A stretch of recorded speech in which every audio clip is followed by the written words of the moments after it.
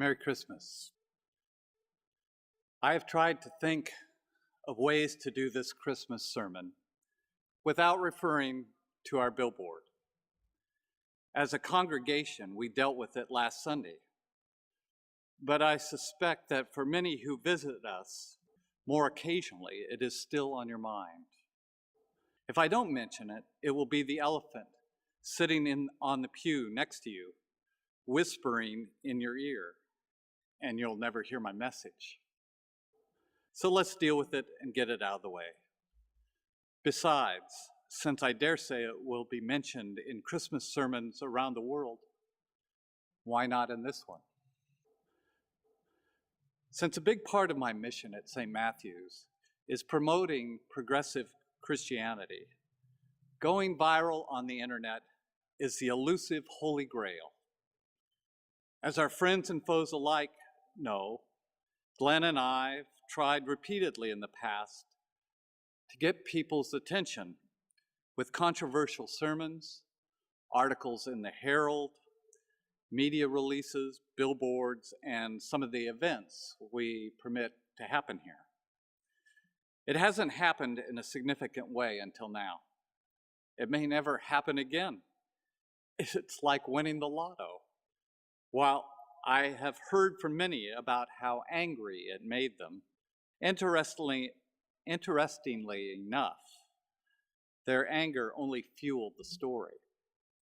If our opponents were honest, they would thank us for our Christmas gift, the opportunity to express their opposing opinion to millions. Frankly, without the billboard, no one would have listened to them.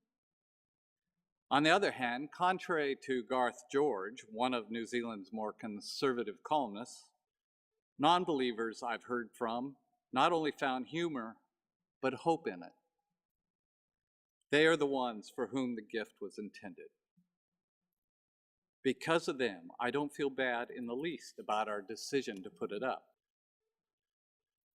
The advertising team I work with is both gobsmacked and over the moon about the worldwide reaction. They are an international company, but no one on the team has ever experienced this kind of reaction. To some degree, we are all a little bit mystified by it. It was just a billboard, after all. The total time it was up after being vandalized and stolen twice was less than 12 hours. But the image will live on in cyberspace forever, as well as in our imaginations. It will be in a prominent museum of poster art in Switzerland, in print media, on t-shirts, coffee mugs, Christmas cards, and refrigerator magnets for years to come. While untold numbers condemn us for that, the fact that there is a market for the billboard speaks loudly that there were many in and outside of organized believing who understood it was about love, not performance, and thought it was a hoot. One Anglican online news site called it the Virgin Mirth. I love that.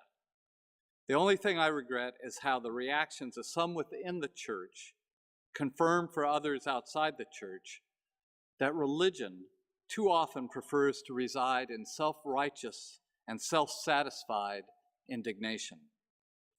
What I had hoped they would learn is that true faith practices eutrapelia. Yes, eutrapelia. I know it sounds like just another kind of perversion that the church needs to cover up.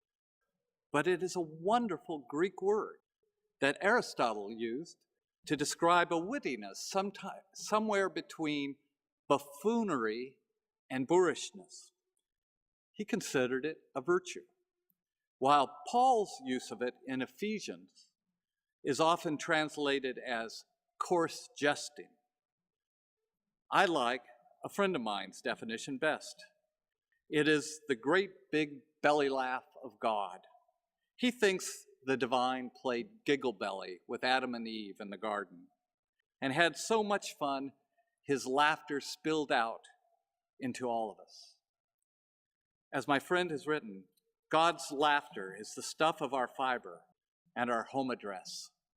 Thank God for the gift of laughter, even when it is at our own expense, even when not everyone gets the joke. For apparently gift giving isn't always as easy as it should be, even for God, and according to the news, not for Santa either. While our attempt at humor was to get us to think beyond Santa to the true meaning of Christmas, in Great Britain, Santa tried to live it out, and it wasn't quite so funny. The Guardian reports it started out as a well-intentioned attempt to bring festive cheer to some of society's most neglected members, the hundreds of children who each year are caught up in the UK's asylum system.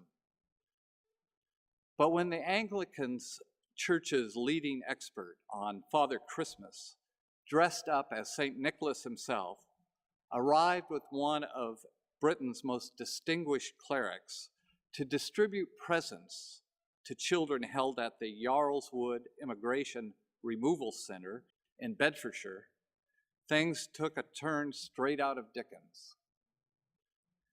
An unedifying standoff developed that saw the security personnel who guard the perimeter fence prevent St. Nicholas, the patron saint of children and the imprisoned, from delivering £300 worth of presents donated by several London churches. In a red robe and a long white beard, clutching a bishop's mitre and crook, St. Nick, who in real life is the Reverend Canon James Rosenthal, a world authority on St. Nicholas of Myra, the inspiration for Father Christmas, gently protested that he was not a security threat, but to no avail.